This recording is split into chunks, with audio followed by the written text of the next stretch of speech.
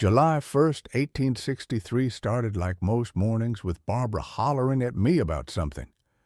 "John Burns, what in tarnation are you doing with that musket? You ain't no soldier no more," she screeched from the kitchen. I ignored her, rummaging through the closet for my old War of 1812 coat.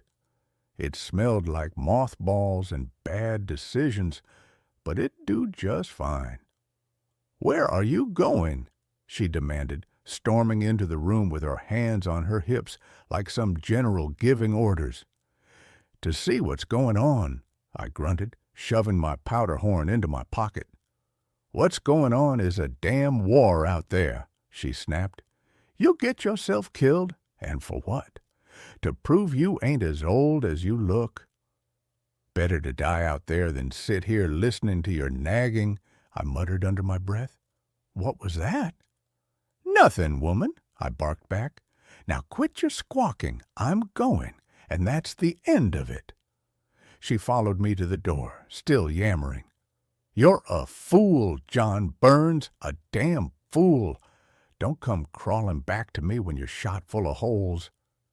I slammed the door behind me and stepped into the street where a few neighbors were standing around like chickens in a storm.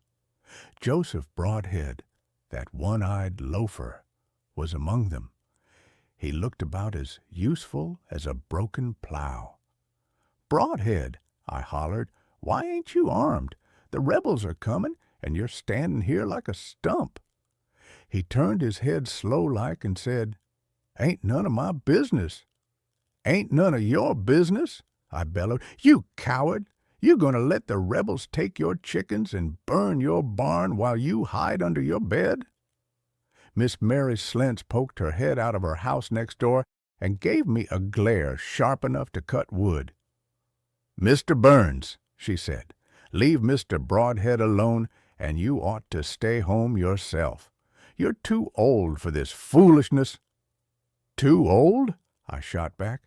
"Miss Slents, if everyone thought like you and Broadhead here, we'd all be flying rebel flags by sundown."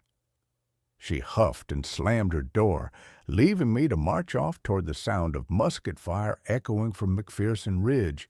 The streets were quiet as I passed through town. Too quiet. Most folks had either run off or holed up in their cellars. Cowards, the lot of them. Didn't they know this was their fight, too? Hell, if I could grab my musket and head out there at my age, what excuse did they have?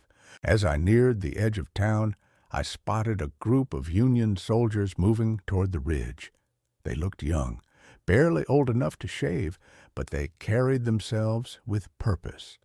I hurried to catch up with them, waving my musket above my head. "Hold up there!" I called out. A few of them turned to look at me like I'd just fallen off a wagon. One of them, a lieutenant by his stripes, stepped forward and asked, "Who are you?" "John Burns," I said proudly, "veteran of Lundy's Lane and former constable of Gettysburg."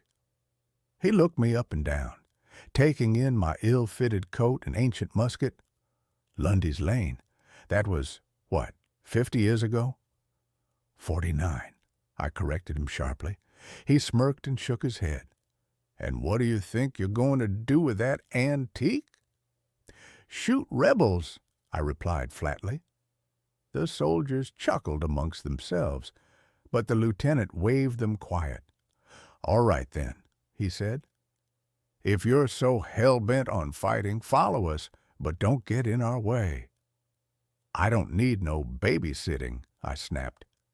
They handed me a proper rifle, a Springfield, and some ammunition before sending me toward McPherson's woods, with instructions on how to load it proper, like as if I didn't know how to load a rifle.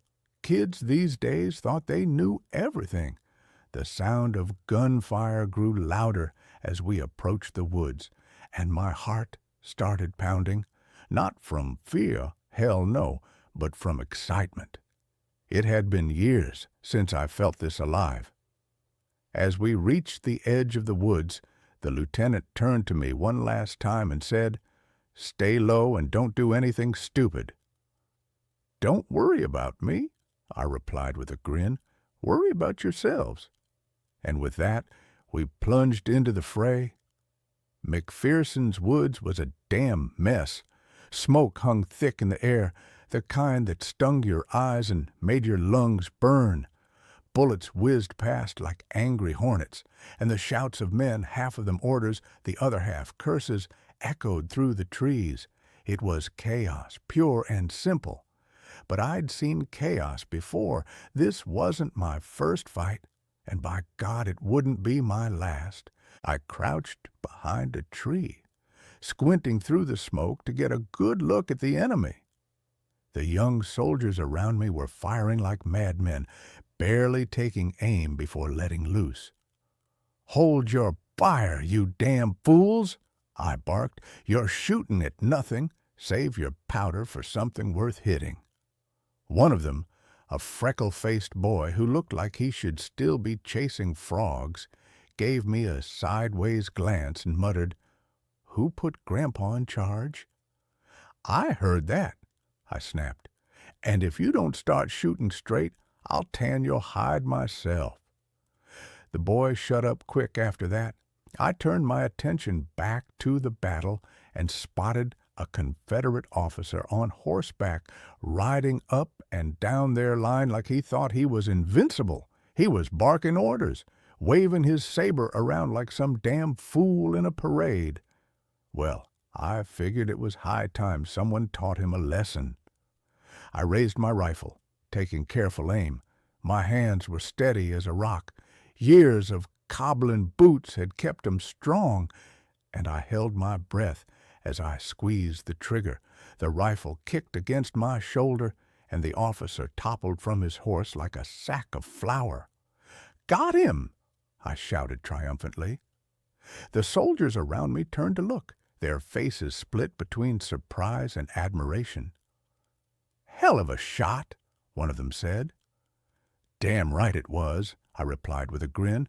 "Now quit gawking and keep fighting. There's plenty more where that came from." The lieutenant from earlier appeared beside me, his face grim. "Nice shot," he admitted grudgingly, "but we're getting flanked on the left. We need to fall back." "Fall back," I repeated incredulously. "We've got these rebels right where we want them." "Sir," he said firmly, "we're outnumbered." "Hell," I muttered under my breath, but followed him anyway. No sense arguing with someone who didn't have the sense God gave a goose. We pulled back toward the left flank, where another group of Union boys, the 24th Michigan Infantry, was trying to hold their ground against an onslaught of gray coats. They looked worse for wear, their line barely holding. "Looks like they could use some help," I muttered to myself, and headed in their direction. I took up position behind another tree and started picking off rebels one by one. My aim wasn't as sharp as it used to be. Age will do that to a man.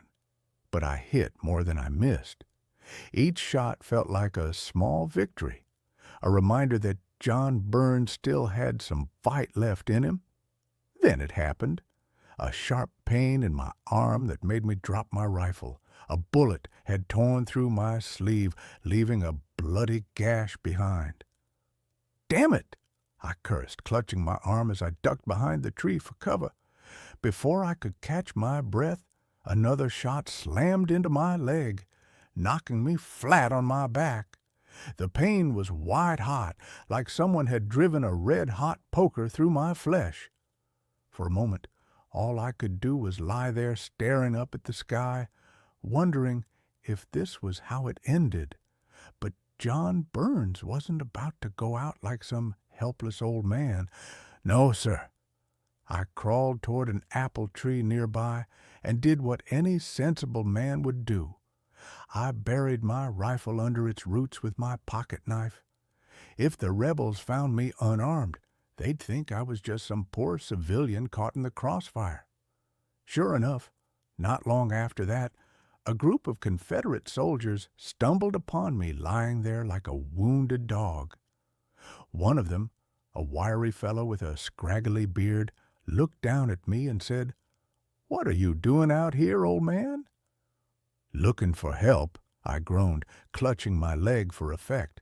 "My wife's sick, needs a doctor." They exchanged glances, but didn't press me further. One of them even bandaged my wounds before they moved on.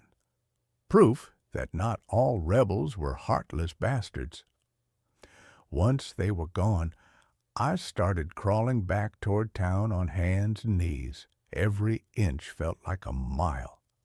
And by the time I reached a small brick house near the edge of Gettysburg, I was ready to collapse. Henry Dustman found me there lying on someone's cellar door like yesterday's laundry. "John Burns," he said in disbelief. "What in God's name are you doing here?" "I got shot," I said matter-of-factly, showing him my wounds. "Go tell Barbara to fetch me with a wagon." He raised an eyebrow, but didn't argue. Probably figured it wasn't worth wasting time arguing with John Burns. When Henry returned with Barbara some time later, she didn't look too pleased to see me or too worried either. She climbed down from the wagon with her arms crossed over her chest and said flatly, "I told you this would happen." "Well," I grunted as Henry helped load me into the wagon, "you can say I told you so all you want, but at least I did something." "What did Broadhead do?" "Hide under his bed." She rolled her eyes but didn't answer. Not that she needed to. Her silence said plenty as we rattled down the road toward home. Every bump sent in fresh waves of pain through my leg. I couldn't help but smile despite myself. Sure, I was battered and bruised, and Barbara would probably never let me hear the end of it. But none of that mattered. I'd gone out there and fought for Gettysburg when no one else would. And if that made me an old fool, well, so be it.